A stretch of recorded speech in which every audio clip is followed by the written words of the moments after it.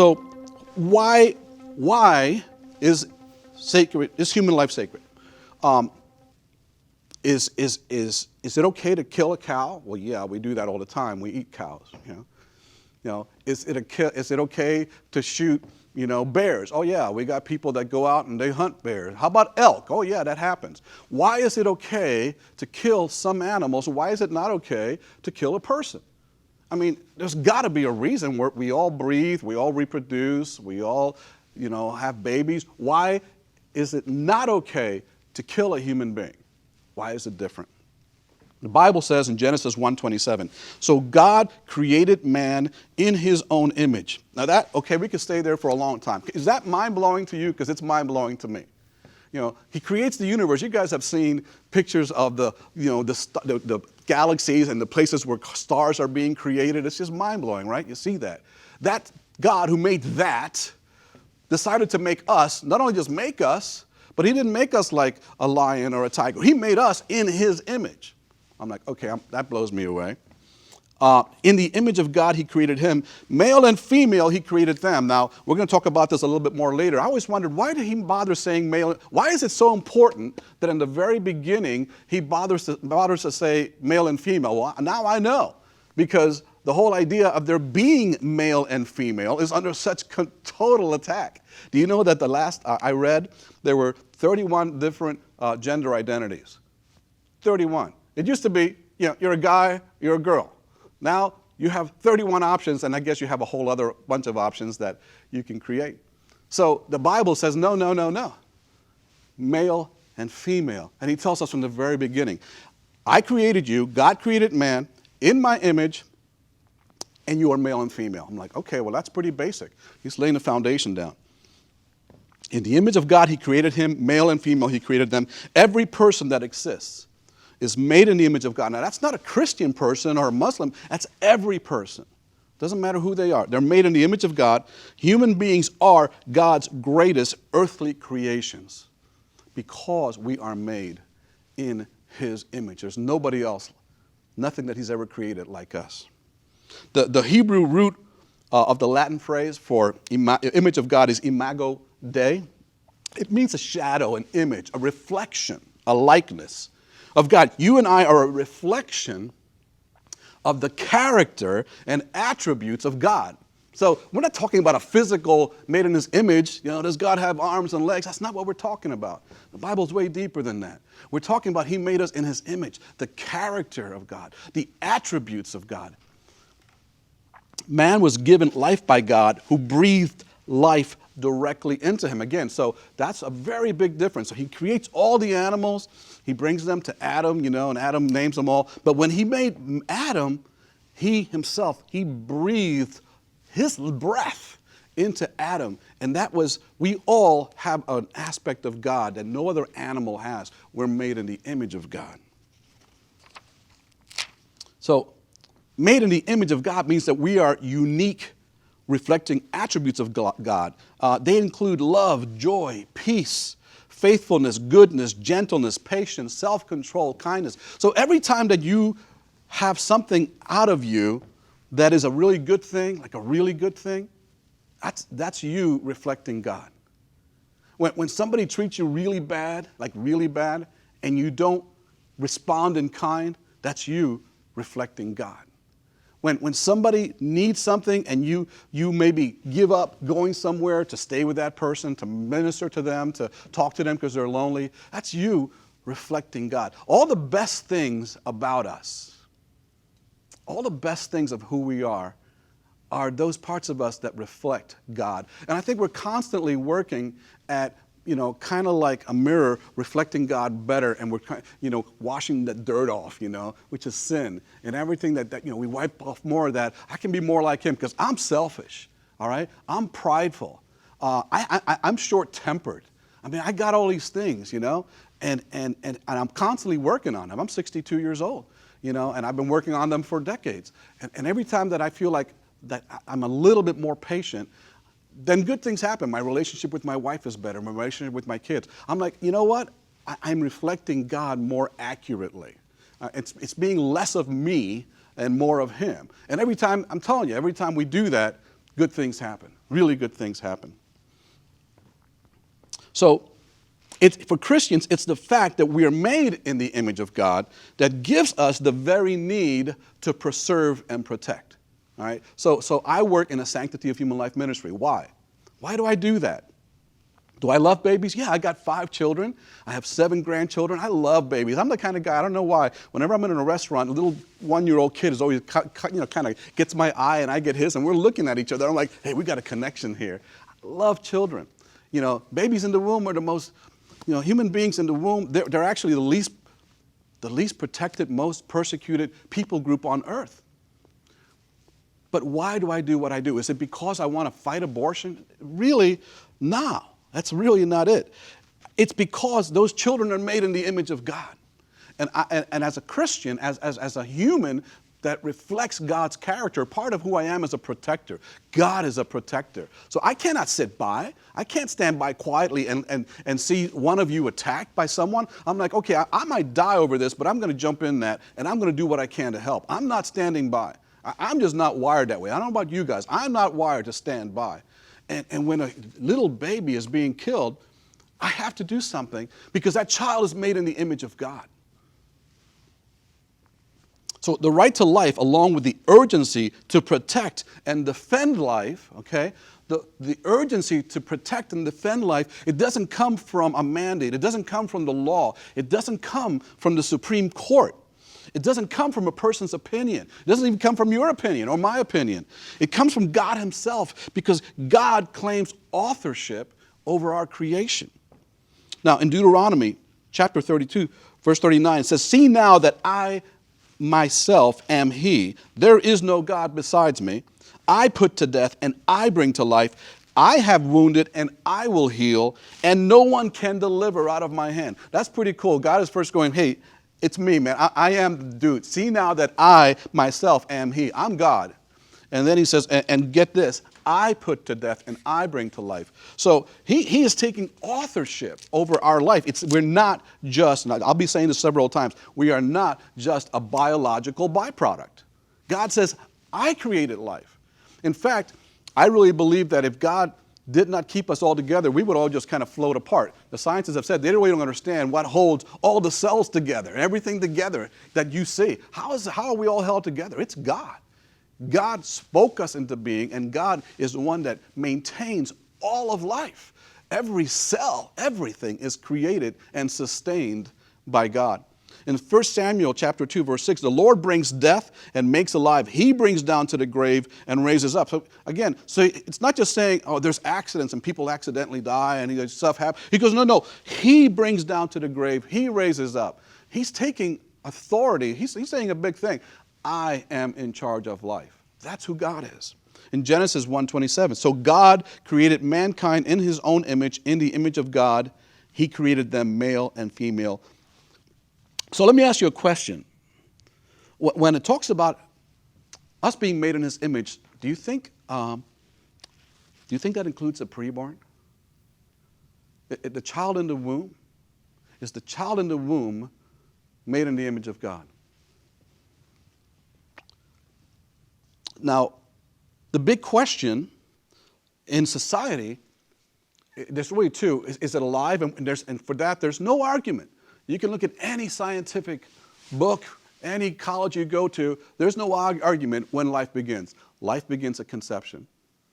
An egg, sperm get together, 23 chromosomes, each 46 chromosomes, a new distinct human being is made. Here's where the argument is. But it's not a person. It's not a person. And because it's not a person, then it's not protected, because only people are protected. So that becomes the question for us. When do we as people, when do we as living beings become a person?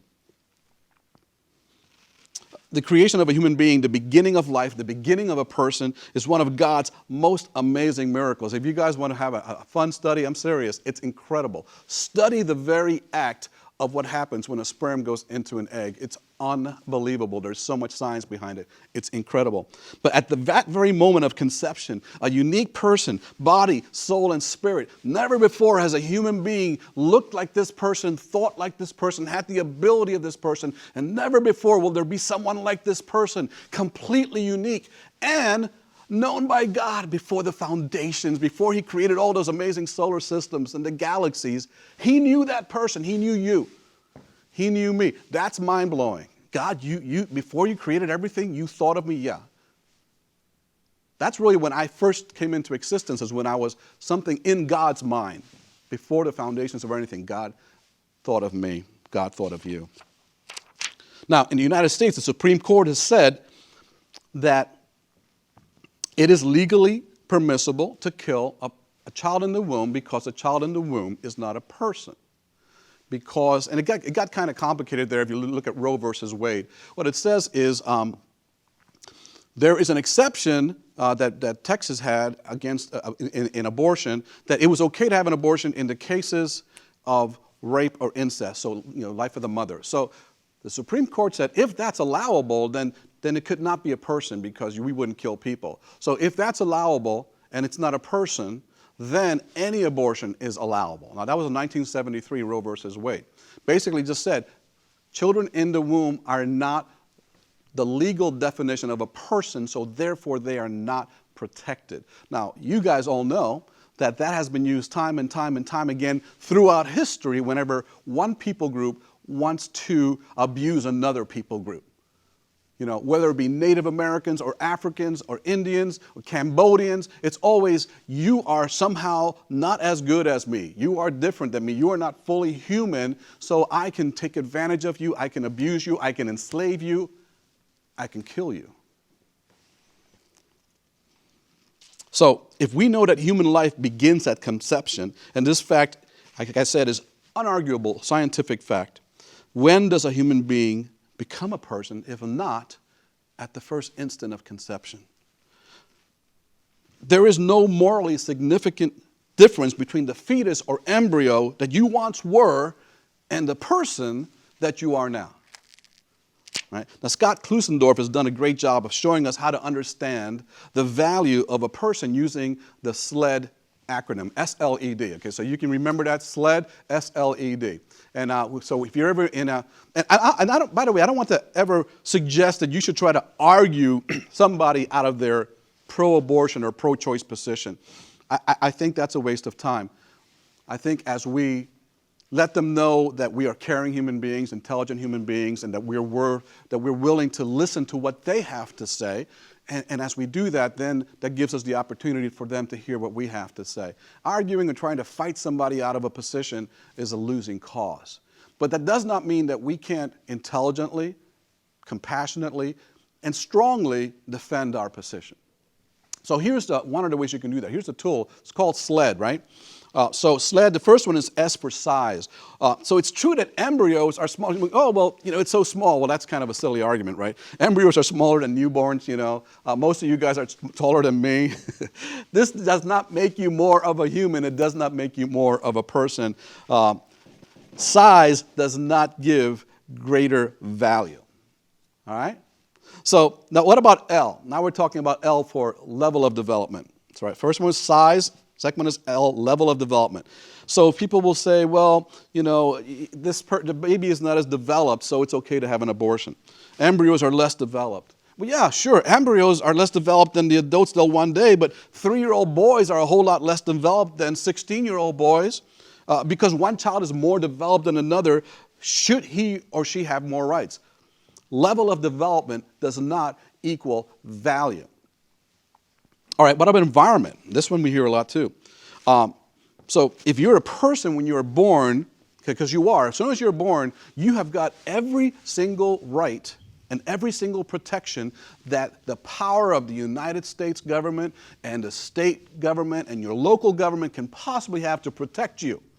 So if you were born, it doesn't matter if you are a minute old and somebody were to kill you, that person would be charged with murder, a capital offense.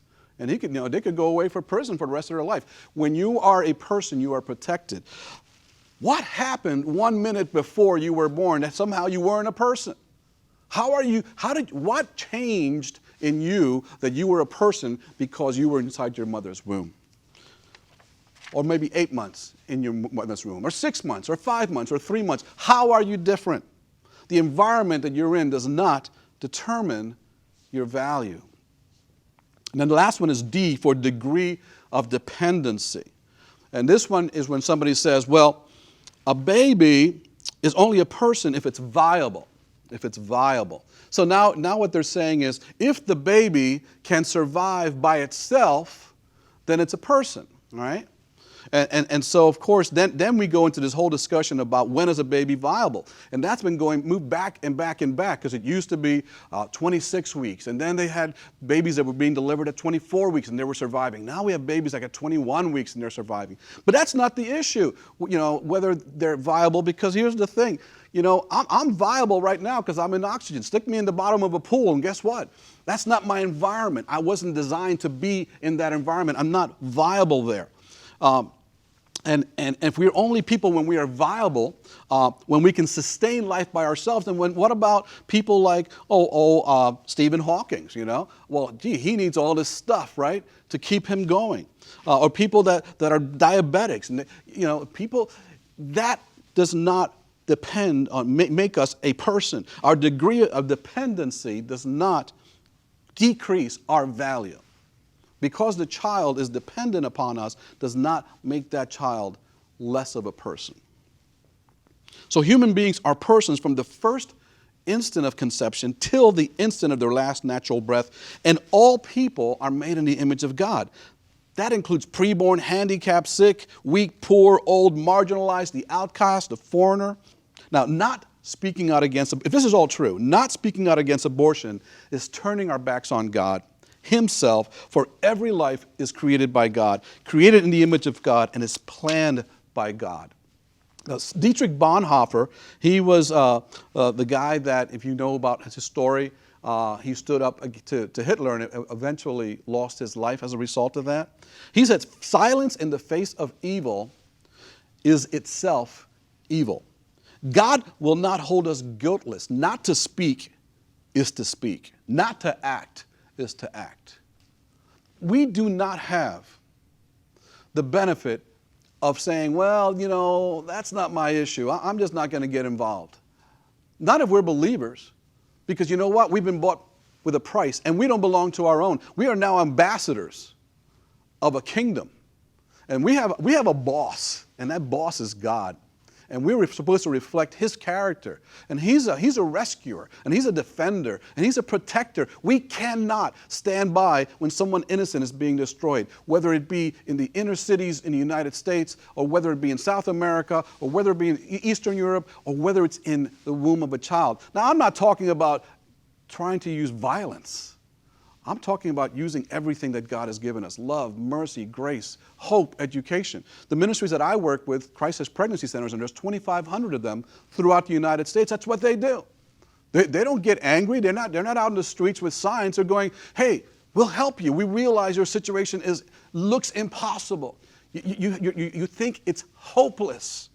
But you know what? So many of the folks who are at our pregnancy centers, they were pregnant and they've had abortions. They know the pain of it, and they go, there's a better way. The taking of the life of that child is never an answer. If somebody's hungry, we don't solve the situation by killing them. We feed them. If somebody's homeless, we don't go, let's just take them out. No, we find them a place to live. And when a child comes and we're not prepared, we need to prepare a home and love that child. Proverbs 31:8 says, speak up for those who cannot speak for themselves. This is a command, guys. This is not something we can choose. This is not the kind of the 10 suggestions. This is a commandment. Speak up for those who cannot speak for themselves. Defend the rights of the poor and needy. In Proverbs 24:11, it says, rescue those who are being led to slaughter. That's pretty clear. Rescue those who are being led to slaughter. And Psalm 82:3 says, defend the weak and the fatherless. Now, when you embrace a sanctity of human life point of view, you have the potential of impacting all of society. You have the potential of impacting your family. You have the potential of impacting those that you're going to be coming across in your universities and your colleges. So again, like we started, I'm so incredibly excited about the idea that we can partner with you, we can encourage you, we can exhort you, and we can set you loose. And you guys are going to be powerful ambassadors for love, for life, and for Christ. God bless you all. One of the questions is, what led you to feel so passionately about pro-life? When I was a young man, recently married, I was about 26, 27 years old, and my wife and I were pregnant. She was more pregnant than me, but we were pregnant. And I was managing a Christian bookstore, and that's where I read the book about the gentleman that I mentioned earlier, whose name is Dr. Francis Schaeffer, called Whatever Happened to the Human Race. And it's a question. It's like, this is years from now, we've basically killed ourselves through lack of the sanctity of human life. And somebody's asked, whatever happened to the human race? And in that book, he talked about the sanctity of life ethic versus a quality of life ethic. And the quality of life says you have value only in so much as you can give value back to a society through a variety of ways. The sanctity of life says your value is innate and inherent because you're made in the image of God.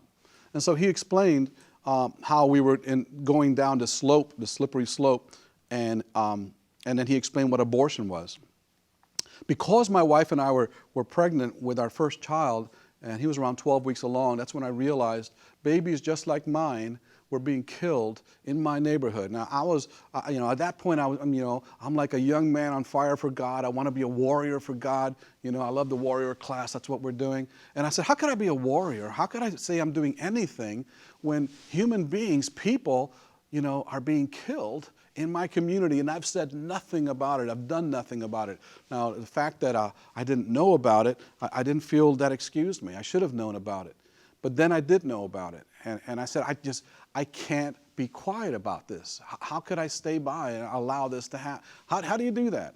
I mean, if we really believe that the child in the womb is no different than a child outside of the womb, then how could you stay quiet if you knew that every single day, right down the street, there was a school where 30 kids were being shot every day? They just shot, boom, they're dead. And we don't do anything about that? Well, how's that different from going into a mother's womb and killing a person? It's no different. So I brought that book back to my wife. She read it. I read it. The Lord just convicted us. I really think it was a conviction of God. And we said, hey, I don't know what it is I can do, but whatever door opens, I want to walk through it, and I want to do something. And then several weeks later, we were invited to participate in a steering committee. From there, we started a pregnancy center in Florida. That pregnancy center right now is 35 years old. It's got 5 centers. It has saved many, many, many thousands of babies. And we weren't responsible for it, but we were a part of it. We played a part in getting it started. I ran that center for 12 years. A friend of mine is running it now. But that's what the Lord used in my life to make me so passionate.